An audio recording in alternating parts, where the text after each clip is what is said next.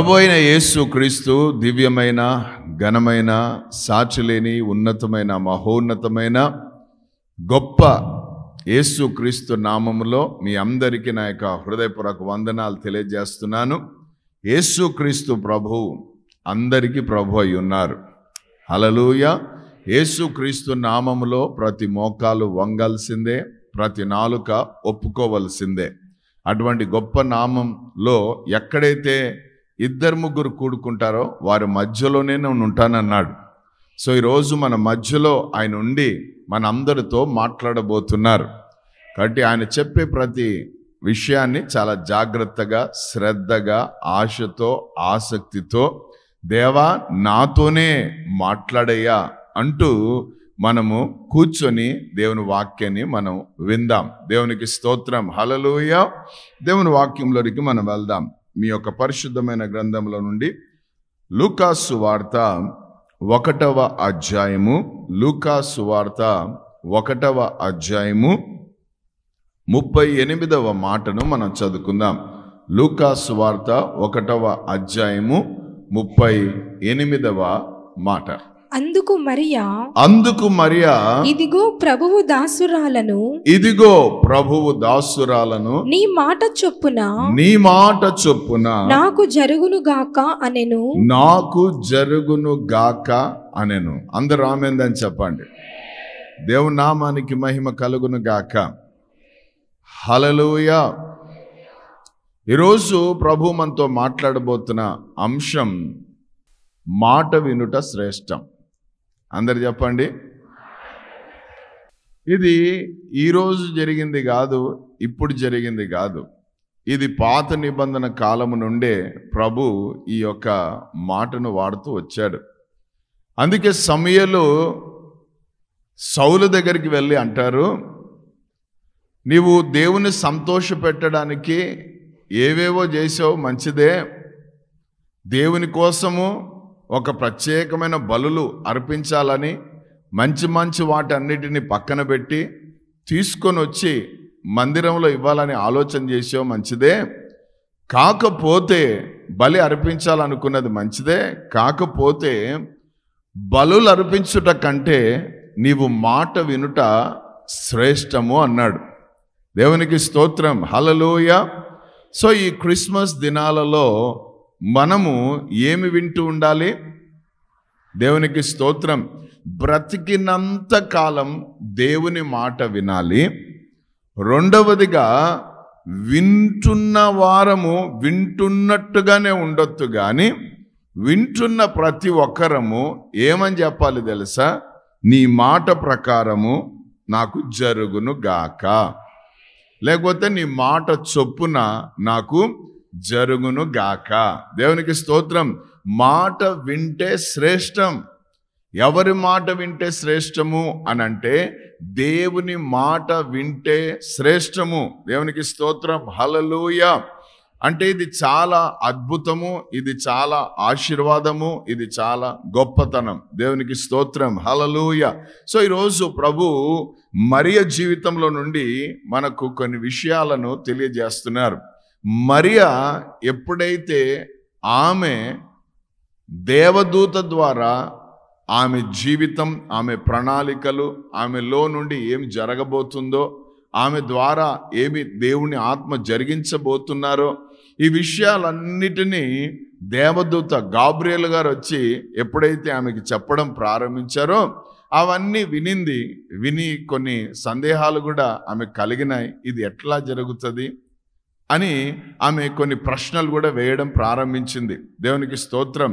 అయితే దేవుని శక్తి నిన్ను కమ్ముకుంటుందమ్మా, ఆయన ద్వారా నీవు గర్భమును దాలుస్తావు అని దేవదూత చాలా స్పష్టంగా ఆమెకు వివరణంగా చెప్పాడు.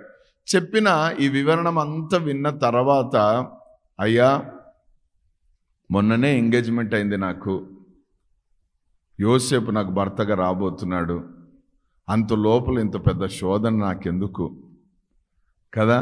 వివాహం కాకముందే గర్భం దాల్చడం అంటే అది మామూలు విషయం కాదు. లోకం అంతా వేరేగా మాట్లాడుతుంది. నా జీవితము నా చేతులారా బ్రేక్ అయిపోతుంది. రేపు యోసేపుకు తెలిసిందంటే పరిస్థితి ఎట్లయిపోతుంది? అని ఇటువంటి అనుమానాలన్నీ పెట్టుకోలే.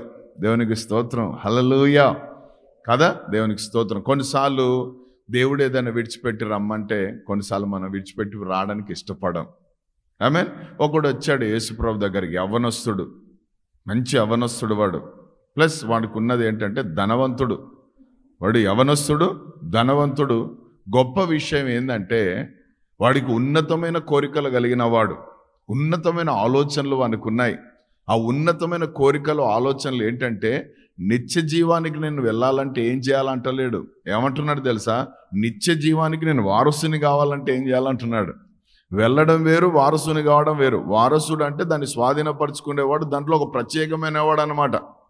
సో ధనవంతుడు కాబట్టి హై లెవెల్ ఆలోచనలు ఉన్నాయి వానికి.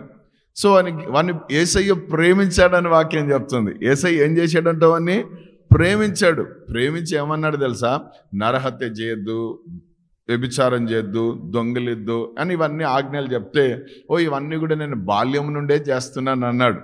అయితే యేసుప్రభు వాడిని చాలా ఇష్టపడ్డాడు. ఎందుకంటే ఆజ్ఞలు చాలా ప్రాముఖ్యం, దేవుని మాటలు చాలా ప్రాముఖ్యం. అవి నెరవేర్చినప్పుడే మనము ఆయన రాజ్యంను స్వతంత్రించుకోలేం, ఆయన రాజ్యంలో వారసులుగా మార్చబలం. అంత తప్ప అంత ఈజీ కాదు. దేవునికి స్తోత్రం, మనకు అనుకున్నంతగా. సో ఏమన్నాడు? సరే నీకున్నవంతా కూడా అమ్మేసి, ఇప్పుడు ఆయన మాట అనమాట, నీకున్నదంతా కూడా అమ్మేసి అది ఏం చేస్తుందో తెలుసా? మూటలు మూటలు పట్టుకున్న వెనక రమ్మని చెప్పలే. ఏమన్నాడు? అమ్మేసి అది బీదలకు ఇచ్చేసి నన్ను వెంబడించు అన్నాడు. ఫాలో మీ అన్నాడు. ఏమన్నాడు? అట్లనే చెప్పాలి, నేను చెప్పినట్టే చెప్పాలా? ఫాలో మీ అన్నాడు, ఫాలో మీ అన్నాడు.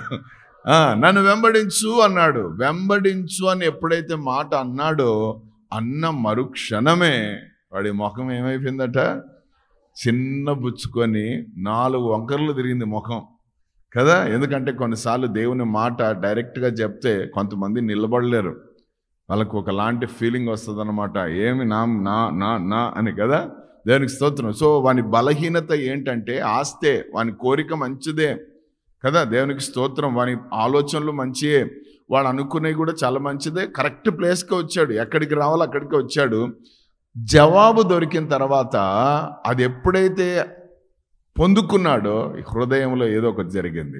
ఎందుకంటే వాని హృదయం దేంతో నింపబడింది? ఆస్తితో నింపబడింది, డబ్బుతో నింపబడింది. కాబట్టి ఆ బలహీనతనే దేవుడు ఏం చేశాడు? ఎత్తి చూపించాడు. దేవునికి స్తోత్రం. ఆ సమరయ స్త్రీ కూడా అంతే కదా, అన్ని మంచి మంచి మాటలు మాట్లాడింది ఆమె. అయితే చివరికంటది, నాకు ఆ నీళ్లు కావాలయ్యా, నువ్వు ఇచ్చే నీళ్ళు అవేవో, ఆ నీళ్లు కావాలి, అవి నేను తాగుతాను, ఇంకెప్పుడు బావి దగ్గరికి రాను, ఎప్పుడు ఇన్ని బాధలు పడను అని ఆమె శరీర సంబంధమైన ఆలోచనలతో మాట్లాడుతూ ఉంది. అప్పుడు యేసుప్రభు ఏమన్నాడు? సరేలే, నీ పోయి నీ పెనిమిటిని పిలుచుకురాపు అన్నాడు. ఆమె ప్రాబ్లం అంతా పెనిమిటే. దేవునికి స్తోత్రం. సో ఎక్కడైతే మనకు ప్రాబ్లం ఉంటుందో దేవుడు అక్కడ చూపిస్తాడు. ఎందుకంటే డాక్టర్ కాబట్టి, డాక్టర్లకే పరమ డాక్టర్ కాబట్టి దేవునికి స్తోత్రం. ఒక ఆయన ఇంటర్వ్యూ తీసుకుంటా క్యాన్సర్ రోగానికి పరిష్కారం ఏంటండి డాక్టర్ గారు అని ఒక స్పెషలిస్ట్ డాక్టర్ని అడుగుతుంటే, ఆ డాక్టర్ ఏమన్నాడు తెలుసా? క్యాన్సర్ వ్యాధికి ఏ మందులు లేవు, కాబట్టి క్యాన్సర్ వ్యాధికి ఒకటే మందు, అదేంటంటే ఇప్పుడు ఏళ్ళలో క్యాన్సర్ వస్తే ఏళ్ళు కట్ చేసేయాలి, కాళ్ళలో క్యాన్సర్ వస్తే అక్కడికే కట్టింగ్, ఆ కట్టింగ్ తోటే క్యాన్సర్ పోతుంది అన్నాడు. సో యేసు ప్రభు కూడా చేదైన వేరు ఏదైతే మనలో ఉంటుందో దాన్నే పెరికి వేయడానికి ఇష్టపడతాడు. అందుకే 15వ యోహాను 15లో అంటాడు, పనికిరాని తీగలే నేను ఏం చేస్తాను? కత్తిరించి వస్తాను. విచిత్రమైన అద్భుతమైన విషయం ఏంటంటే ఫలించే తీగలలోనే పనికిరాని తీగలు ఉన్నాయంట. ఫలిస్తున్న వారిలోనే ఏమున్నాయి? పనికిరాని తీగలు ఉన్నాయి. ఇప్పుడు మనం అందరం ఫలించే వాళ్ళమే. నాలో ఉన్నాయి పనికిరాని తీగలు, మీలో ఉన్నాయి పనికిరాని తీగలు. అద్భుతం ఏంటంటే ఆయనతో మనం అంటు కట్టబడి ఉంటే ఆయననే ఏం చేస్తాడు తెలుసా? పనికిరాని తీగలను కత్తిరించి వేస్తాడు. దేవునికి స్తోత్రం, హల్లెలూయా, ఆమేన్. ఆ పనికిరాని తీగలు కత్తిరించి వేయబడాలంటే, మనం బహుగా ఫలించాలంటే, ఫలం ఎప్పటికీ నిలిచి ఉండాలంటే ఆయన మాట చొప్పున జరుగును గాక అని మనం ఆయనకు సంపూర్ణంగా సజీవ యాగముగా సమర్పించుకోవాలి. దేవునామానికి మహిమ కలుగును గాక. కూర బాగా ఉడుకుతనే రుచి. కూర ఉడికి ఉడకనట్టుందనుకో, రుచి ఉండదు, పచ్చి ఉండదు. స్పెషల్ గిఫ్ట్ ఏంటంటే కడుపు నొప్పి. దేవునికి స్తోత్రం, హల్లెలూయా. కదా, హాఫ్ బాయిల్ తినండి అంటున్నారు కొంతమంది. హాఫ్ బాయిల్ తింటే పోతావు. హల్లెలూయా. ఇది లోక సామెత. హాఫ్ బాయిల్ అంటే లోకం, అంటే అవ్వ బువ్వ అని లోకం అంటది. కాబట్టి అది హాఫ్ బాయిల్ అన్నమాట. అట్లుండొద్దు. దేవునికి స్తోత్రం. అంటే ఇంకా బైబిల్ భాషలో చెప్పాలంటే నులువెచ్చని స్థితి హాఫ్ బాయిల్ అంటే. అది చాలా ప్రమాదం. దేవుని నామానికి మహిమ కలుగాక. హల్లెలూయా. అందుకే యేసయ్య అంటాడు, వేడిగైనా ఉండు, చల్లగైనా ఉండు, కానీ నులువెచ్చనిగా ఉండొద్దు, నేను ఉమ్మి వేస్తానన్నాడు. So it's very dangerous. ఆమేన్. కాబట్టి ఇక్కడ మనం చూస్తే మరియ ఏమంటుంది? నీ మాట చొప్పున నాకు జరుగును గాక. నీ మాట చొప్పున నా జీవితంలో జరగాలయ్యా అందాం మనం అందరం కూడా. యేసయ్యా, నీ మాట చొప్పున నా జీవితంలో ప్రతిదీ జరుగును గాక. కొంతమంది మాట చెప్పడానికి భయపడుతున్నారు. నాకు అర్థమైంది ఏమవుతుందో అని. ఏం కదా, అన్ని మేలే జరుగుతాయి. హల్లెలూయా. ఈమె ఎప్పుడైతే ఈ మాట చెప్పిందో, చెప్పిన తర్వాత ఆ మాట ఏ రీతిగా ఆమె జీవితంలో జరిగిందంటే, ఈ మాట చొప్పున జరుగును గాక అని పలికే వారి జీవితంలో మొట్టమొదటిగా ఏం జరుగుతుందంటే చూడండి, 42వ వచనం. స్త్రీలలో లూకా 1:42. స్త్రీలలో నీవు ఆశీర్వదింపబడిన దానవు, నీ గర్భఫలమును ఆశీర్వదింపబడును. ఆమేన్. దేవునామానికి మహిమ కలుగును గాక. దేవుని మాట చొప్పున మన జీవితంలో జరిగినప్పుడు మొట్టమొదటిగా జరిగేది ఏంటంటే మనము ఆశీర్వదించబడతాం. We will be blessed. మనం ఆశీర్వదించబడతాం. హల్లెలూయా.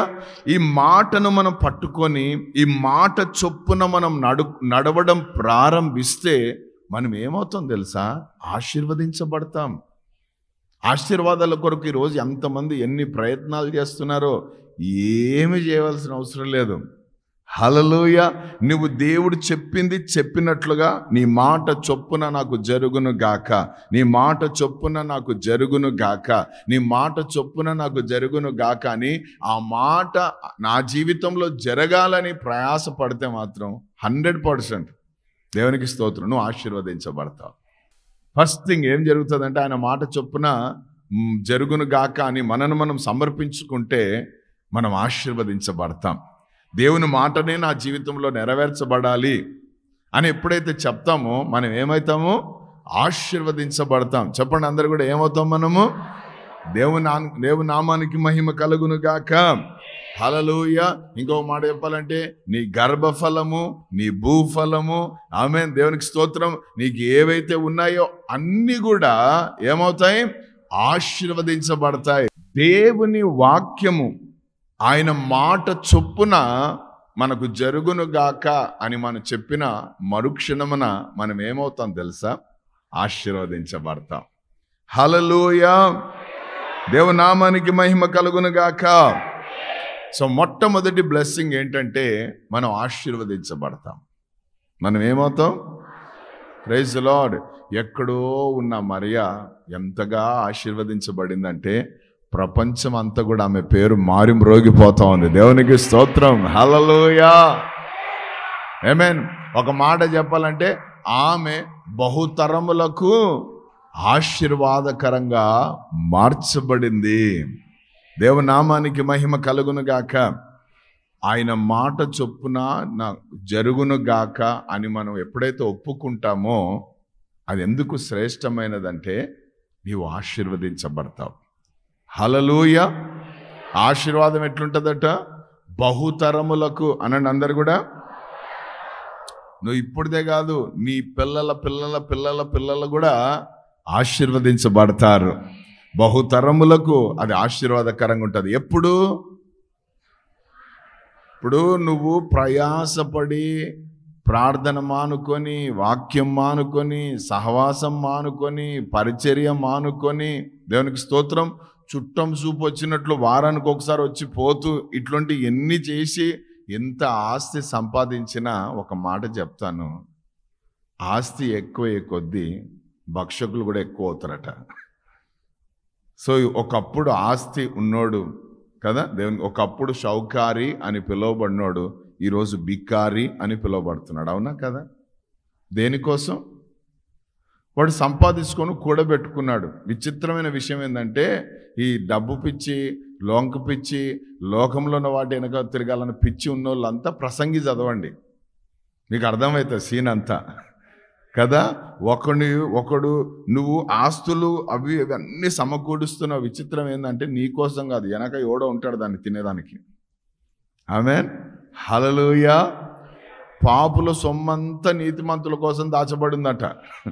పాపులు కష్టపడేది నీతిమంతుల కడుపులు నింపడానికట. ఏంది జీవితం? కాబట్టి మనం నీతిమంతులుగా ఉందాం, పాపులుగా మనకెందుకు? హల్లెలూయా, దేవుని నామానికి మహిమ కలుగును గాక. So you should not be more eager about this worldly affairs. Okay, ఈ లోక సంబంధమైన విషయాల్లో ఈ వ్యామోహాలు వద్దు, ఎక్కువ పరుగులు వద్దు. రాకడ దినాలు సమీపించినాయి, వచ్చేవాడు ఆలస్యం చేయక త్వరగా వస్తున్నాడు. హల్లెలూయా. తీసుకోపోవడానికి వస్తున్నాడు ఆయన, చూసిపోవడానికి కాదు. ఆమేన్, హల్లెలూయా. ఫస్ట్ ఏమో చేసిపోవడానికి వచ్చాడు, ఇప్పుడేమో చూసిపోవడానికి కాదు, తీసుకొనే పోవడానికి వస్తున్నాడు. పర్మనెంట్గా ఇక్కడ నుంచి ఎత్తుతాడు మనం పైకి. దేవునికి స్తోత్రం, హల్లెలూయా. ఆమేన్. ఆ దినాన నీ ఆస్తి నీకు అక్కర్రాదు, ఆ దినాన నీ డబ్బు నీకు అక్కర్రాదు, ఆ దినాన నీకున్న ఉద్యోగం, వ్యాపారం ఏమైపోతే ఏవి అక్కర్రావు. కాబట్టి వాటి చుట్టూ తిరగకండి. మేము అర్థం చేసుకున్నాం కాబట్టి అన్ని వదులుకొని వచ్చినాం ఇక్కడికి. ఆమేన్, దేవునికి స్తోత్రం. అట్లని మీరు కూడా అన్ని వదులుకొని మా ఆయనగా తిరగండి అని చెప్పడం లేదు నేను. ఆమేన్, దేవునికి స్తోత్రం. చెప్పేది ఏంటంటే దాని మీద పెట్టొద్దు, మొదట ఆయన రాజ్యాన్ని నీతిని వెతుకుతూ ఉండండి. కానీ ఈ లోక సంబంధమైన భూ సంబంధమైన వాటిపైన వద్దు. ఓటీలు వద్దు, మనకు డ్యూటీ చేయండి కానీ ఓటీ వద్దు. ఓటీ అంటే ఓవర్ టైం చేస్తుంటారు పనులు కదా, గస పెట్టుకుంటా. ఆ గసలే వద్దంటా నేను. దేవునికి స్తోత్రం. గస వెనక బుస్సు ఉంటుంది, భద్రం. ఆమేన్, హల్లెలూయా. నీతిమంతుడు కలుగు కొంచెమైనను అది బహుశ్రేష్టమైనది. హల్లెలూయా. దేవునికి, వాక్యానికి, సహవాసానికి దూరం చేసే ఏ పనులైనా దరికి రానియకుండా చూసుకోండి. ఆమేన్. ఎందుకంటే నువ్వు ఆశీర్వదించబడ్డావు. దేవుని మాట చొప్పున జరిగించేవాడు మొట్టమొదటిగా ఏమవుతాడు? ఆశీర్వదించబడతాడు. రెండవదిగా చూడండి 44వ వచనం. ఇదిగో నీ శుభవచనము నా చెవిని పడగానే నా గర్భములోని శిశువు ఆనందముతో గంతులు వేసెను. Praise the lord. అందరూ ఆమేన్ అని చెప్పండి. హల్లెలూయా. ఎవరైతే ఆయన మాట చొప్పున జరిగించడం ప్రారంభిస్తారో వారు ఎట్లుంటారు తెలుసా? అనేకులకు ఆనందాన్ని కలగజేసే వ్యక్తులుగా ఉంటారు.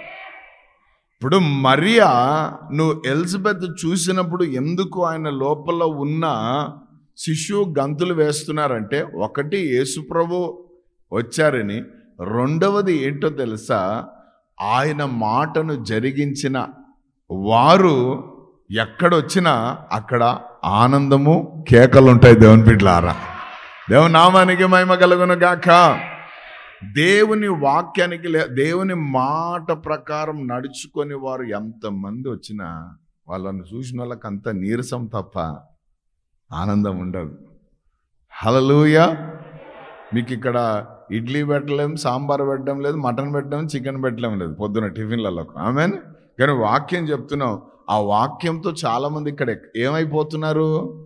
ఆనందముతో. ఏం వాక్యం అన్న ఈరోజు అంటే ఏమొచ్చినట్టు లోపల ఆనందం. దేవునికి స్తోత్రం. ఇక దేవుడు సూటిగా మాట్లాడితే వాళ్ళు ఇంకా కుడి ఎవరున్నారు, ఎడమున్నారు, ముందు ఎవరున్నారు, ఏం చూడరు, కేకలు వేస్తూనే ఉంటారు. ఎందుకు? ఆ ఆనందం అటువంటిది. ప్రైజ్ ది లార్డ్, హల్లెలూయా. దేవుని మాట చొప్పున జరిగించేవారు ఎట్లుంటారంటే అనేకులకు ఆనందమును కలగజేసేవారుగా ఉంటారు. ఎట్లుంటారు వాళ్ళు? ఆవేదన పుట్టించేవారుగా ఉండరు. నువ్వు దేవుని మాట ప్రకారం అది నీ జీవితంలో జరగడం ప్రారంభిస్తే, దానికి నువ్వు లోబడ్డం ప్రారంభిస్తే నువ్వు అనేకులకు ఆనందాన్ని కలగజేసేవారిగా ఉంటావు. హల్లెలూయా. దేవునామానికి మహిమ కలుగునుగాక. ఆమేన్. అంతేకాదు దేవుని మాట ప్రకారము జరిగిస్తే ఏం జరుగుతుందంటే యోహాను రాసిన మొదటి పత్రిక 2వ అధ్యాయం 17వ మాట. యోహాను రాసిన మొదటి పత్రిక 2వ అధ్యాయము 17వ మాట. లోకమును దాని ఆశయు గతించిపోవచున్నవి గాని దేవుని చిత్తమును జరిగించువాడు నిరంతరము నిలుచును. అందరూ ఆమేన్ చెప్దాం. దేవుని చిత్తమును జరిగించువారు నిరంతరము నిలుచును. దేవుని చిత్తం అంటే ఏంటి? దేవుని వాక్యమే దేవుని చిత్తం, లేక దేవుని మాటలే దేవుని చిత్తం. హల్లెలూయా, హల్లెలూయా. నీ దాసుడు ఆలకిస్తున్నాడయ్యా, నీవు సెలవి, నీ మాట చెవు అని సమూయేలు అన్నట్లు. కాబట్టి ఆ మాట ఎవరైతే జరిగిస్తారో వారు ఏమవుతారంట? మూడవదిగా నిరంతరము నిలుస్తారు. చెప్పండి అందరు కూడా. అంటే భూమి ఆకాశాలు గతించిపోయినా నువ్వు మాత్రం నిలబడతావు అంతే. దేవునికి స్తోత్రం. నీ ఉనికి నిలబడిపోతుంది. హల్లెలూయా. ఎంతమంది అబ్రహామును చూశారు? అబ్రహాముని ఎంతమంది చూశారు? ఇస్సాకుని ఎంతమంది చూశారు? యాకోబుని ఎంతమంది చూశారు? ఎవ్వరం చూడలేదు. కానీ వాళ్ళ గురించి ఎట్లా చెప్పుకుంటామంటే, వాళ్ళ గురించి ఎంత ఘనంగా చెప్పుకుంటాం అంటే కొన్నిసార్లు పాటలు కూడా రాసుకొని పాడుకుంటాం. ఎట్లుంటుందంటే, ఎందుకు అంటే ఒకటి వారందరూ దేవుని మాట వారి జీవితంలో వారు జరిగించారు. దేవునికి స్తోత్రం. దేవుని మాట చొప్పున వారు నడుచుకున్నారు. వారు దేవుని మాట చొప్పున నడుచుకున్నారు కాబట్టి ఆయన చిత్తమును వారు ఏం చేశారు? జరిగించారు. ఆ జరిగించారు కాబట్టి వారు నిరంతరము నిలిచి ఉన్నారు. దేవునామానికి మహిమ కలుగాక. ఎన్ని యుగాలు దాటిపోయినా, ఎన్ని కాలాలు మారిపోయినా, ఎన్ని పరిస్థితులు మారిపోయినా, ఎన్ని రకాలైన కదా ప్రజలున్నా, ఎన్ని వంశాలు బయటకు వచ్చినా, ఆ లాస్ట్కి అన్యులు కూడా అబ్రహాము, ఇస్సాకు, యాకోబులను ఏం చేస్తున్నారు? జ్ఞాపకం చేసుకుంటున్నారు. కారణం ఏంటి? వారు దేవుని చిత్తాన్ని నెరవేర్చిన వారు, దేవుని మాట చొప్పున జరిగించిన వారు. అందుకే వారు నిరంతరము నిలిచిపోయారు. హల్లెలూయా. దేవునికి స్తోత్రం. ఒక అనాథాశ్రయం కట్టి మేము నిలిచిపోవాలనుకుంటున్నాం అన్న. అనాథాశ్రయం కడతావు, బాగానే ఉంది, నిలిచిపోవాలని అనుకుంటావు. కానీ రోడ్లు పెరిగినప్పుడు ఆమేన్, నీది రోడ్డు పక్కన ఉందనుకో ఆశ్రయం, ఆ జేసీబీ వచ్చి ఏం చేస్తుంది? పొరపాటున ఏమైనా జరిగినాయి అనుకో, లెక్కలలో తేడా, ఆమేన్, హల్లెలూయా, రకరకాలైనవి జరుగుతాయి. ఇవన్నీ తాత్కాలికమైనవి. ఆమేన్. దేవునికి స్తోత్రం. మరి శాశ్వతమైనది ఏంటంటే దేవుని వాక్యమే. అందుకే వాక్యాన్ని శ్రద్ధగా చదవాలి. ఆయన మాటలను చాలా జాగ్రత్తగా మనము మన జీవితాల్లో మనం అంటుండాలి. ప్రభువా, నీ మాట చొప్పున నాకు జరుగునుగాక, నీ మాట చొప్పున నాకు జరుగునుగాక, నీ మాట చొప్పున నాకు జరుగునుగాక. ఇంకొక మాట చెప్తున్నాను, ఆయన మాట నీకు కీడు చేయడానికి కాదు, ఆయన మాట నీకు మేలు చేయడానికే ఉంది. హల్లెలూయా. దేవునికి స్తోత్రం. వారం నుంచి తగ్గలేదన్నా. ఏంటి? జ్వరము. వారం నుంచి తగ్గలేదంటే ఆ మందులు ఈ మందులు అన్నీ వేసుకున్నానన్నా. అవునా? అయితే సరేలే బ్రదర్, ఒక పని చేద్దామంటే ఏంటంటే, ఈ జ్వరానికి మందు సూది అన్నాడు అనుకో, అమ్మో నాకు సూది అంటే భయమో అన్నాడు. లేదు, సూది అయితేనే దీనికి కరెక్ట్ అని తీసాడు అనుకో, అది చూసినప్పుడు భయం వేస్తుంది, వణికిపోతాం, అన్నీ జరుగుతాయి. దగ్గర తెచ్చేటప్పుడు ఏదేది అవుతాం, కొన్నిసార్లు కేకలేస్తాం, అరుస్తాం, ఏమేమో రకరకాలు అన్నీ జరుగుతాయి. కానీ ఎప్పుడైతే లోపలికి కూర్చి ఒక్కసారి తీసిన తర్వాత 2 నిమిషాలకు ఆ సూది గుర్తుండదు, ఆ ఏడుపు గుర్తుండదు. ఏం జరిగింటది? 2 నిమిషాల్లో చెమటలు అన్ని పట్టి వచ్చినాయి అనుకో, అబ్బా ఎంత బాగుందయ్యా ఆరోగ్యం అంటాం. దేవుని మాట కూడా అట్లనే ఉంటుంది. కొన్నిసార్లు అది చేదుగా కనబడుతుంది, అది కష్టంగా కనబడుతుంది. అమ్మో ఇది వినడం, అమ్మో దీని ప్రకారం నడుచుకోవడం, అమ్మో ఇది జరగాల అని అనిపిస్తుంది మనకు, అంతే. కానీ సింపుల్గా మరియలాగా మనం కూడా ఎస్ లార్డ్ అన్నాం అనుకో, సరే ప్రభు అన్నాం అనుకో, దేవునికి స్తోత్రం, హల్లెలూయా, నీవు నిరంతరము నిలిచిపోయి అంత గొప్పగా ఆశీర్వదించబడతావు. దేవునికి స్తోత్రం. హల్లెలూయా, హల్లెలూయా, హల్లెలూయా. కాబట్టి దేవుని మాట చొప్పున జరిగించే వారి జీవితాల్లో ఏం జరుగుతుందంటే, ఒకటి ఆశీర్వదించబడతావు, రెండవదిగా అనేకులకు నువ్వు ఆనందాన్ని కలగజేసే వ్యక్తిగా ఉంటావు, సంతోషాన్ని కలగజేసే వ్యక్తిగా ఉంటావు. హల్లెలూయా, దేవునికి స్తోత్రం. మూడవదిగా చూస్తే నిరంతరము నిలిచిపోయే వ్యక్తిగా నువ్వు నిలబడతావు. దేవునికి స్తోత్రం. అందుకే ఆయన మాట చొప్పున జరుగును గాక అంటూ ఉండాలి. దేవుని నామానికి మహిమ కలుగును గాక. హల్లెలూయా. అలాగే చూడండి 45వ వచనం, లూకా సువార్త 1:45. ప్రభువు ఆమెకు తెలియజేయించిన మాటలు సిద్ధించును గనుక నమ్మిన ఆమె ధన్యురాలాయెను. Praise the lord. హల్లెలూయా.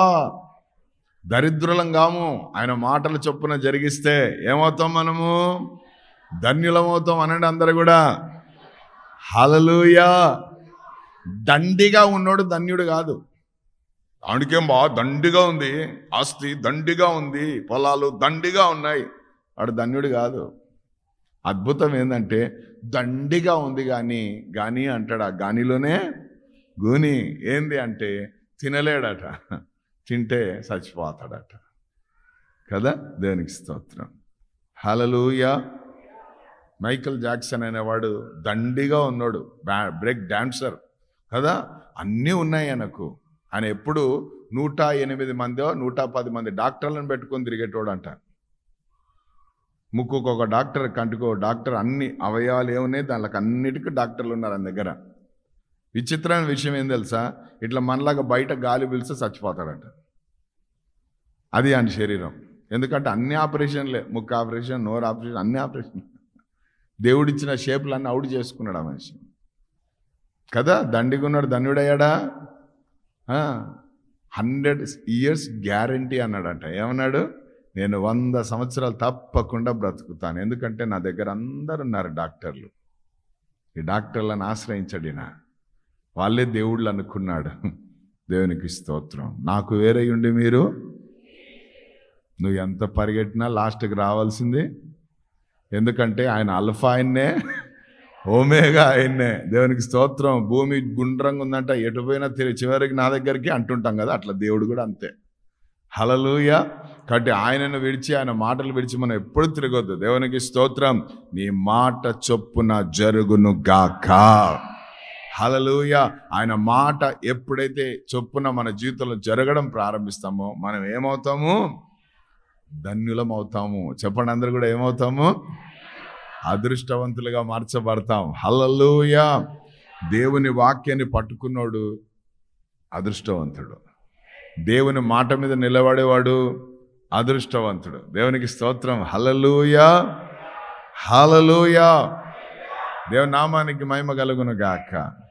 షౌకారి మామ దొరికిండు, షౌకారి అత్త దొరికింది, వాళ్ళంతా అదృష్టవంతులు కాదు. దేవుని మాట, దేవుని మాట. దేవునికి స్తోత్రం. హల్లెలూయా. నువ్వు నమ్మితే ఆ మాట చొప్పున జరుగును గాక అని నిన్ను నువ్వు సమర్పించుకుంటే నువ్వు ఏమైపోతావు తెలుసా? ధన్యుడవు. దేవునికి స్తోత్రం. హల్లెలూయా.